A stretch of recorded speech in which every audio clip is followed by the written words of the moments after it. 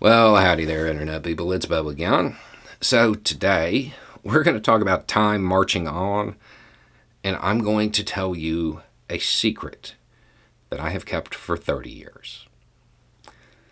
When I was growing up, this is the early 90s, and I'm living in Tennessee.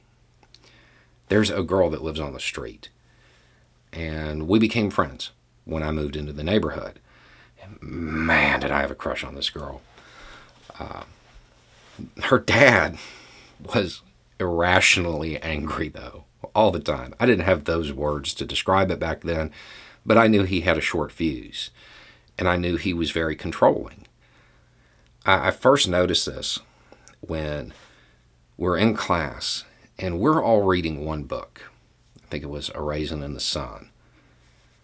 And she's reading something else because her father, one of those who's always complaining about something, had just lost his mind up at the school, and she had an entirely separate reading list approved by him because what we were going to read wasn't appropriate.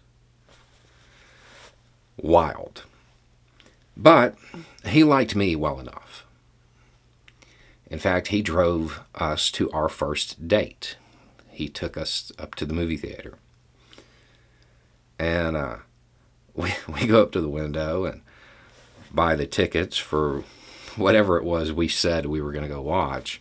And then we went inside and we cut the corner and went into the movie The Bodyguard. And it worked.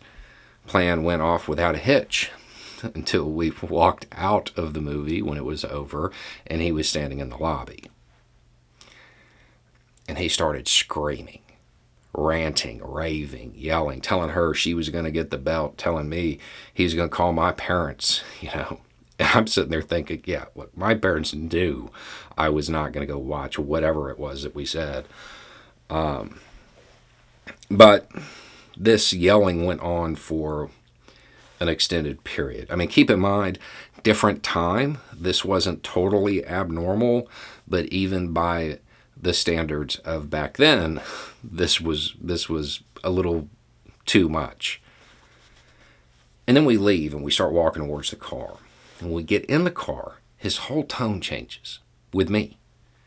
It's no longer this yelling, ranting, raving kind of attitude. It's very paternal. And he's saying, you've got to be more careful. There are things you don't know. Well, okay, I'm listening. And I look at her, and she's already embarrassed. Like, it has switched from the demeanor she had in the theater was scared because I'm getting in trouble. When we got in the car and he started talking, it turned into embarrassment. And he told me that I needed to be more careful about what I was exposing her to because we needed to stick together. And I should know, as a good young white man, that that's not appropriate for young ladies to watch. Now, the young white man thing kind of caught my ear, but at this point in history, parents were freaking out about violence in movies. So I was still a little confused until he started talking about the interbreeding that went on in that film. That's what he was upset about, that a white man and a black woman had a relationship in that movie. That's why it was off limits. And he kind of goes on, and the more he talks, the more it turns back into anger. And I heard the N-word more in that car ride than I probably have in my entire life in person. And then we get back to the street, and I go home. He never calls my parents. And the next day, she's not at the bus stop. From that day forward, he drove her to school. But it didn't matter because once he dropped her off, it was a different time. We didn't have to take up defensive positions as soon as we got to school.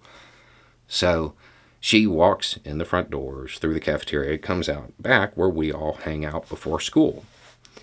And as soon as she walks up, as soon as she sees me, she kind of pulls me aside. She's like, "Did you tell anybody?" I'm like, "No." I wouldn't even know how to begin to explain that. And she was just totally embarrassed by it. And I don't believe I have ever told that story until right now. Don't think I ever talked about it again.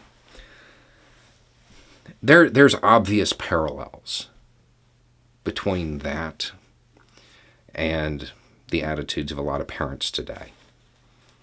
There are parents today who are ranting and raving about things that in 20, 30 years, it's just going to seem so weird that people were upset by it. And I'm not saying this to say, don't worry about it. It's fine. It'll all sort itself out. Because, I know how uncomfortable I was hearing it. I can't imagine it being directed to me, But there is a little bit of a sequel to this story.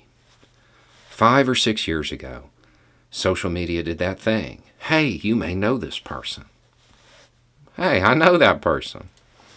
And we had that one weird conversation that you have with people that you went to school with when you were younger and then haven't seen in a quarter century. You basically just explain what you did in the meantime. She went to UT, University of Tennessee, and she got married, has a couple kids. And I know you want to know. Yeah, he's black. Her dad is spinning so fast in his grave, you could hook him up and power the entire country. But it does go to show that on a long enough timeline, we win. On a long enough timeline, the hate, the ridiculous beliefs, it all fades away. Each generation is better than the last. I know it's no consolation now, but at least it's a light at the end of the tunnel. Anyway, it's just a thought. Y'all have a good day.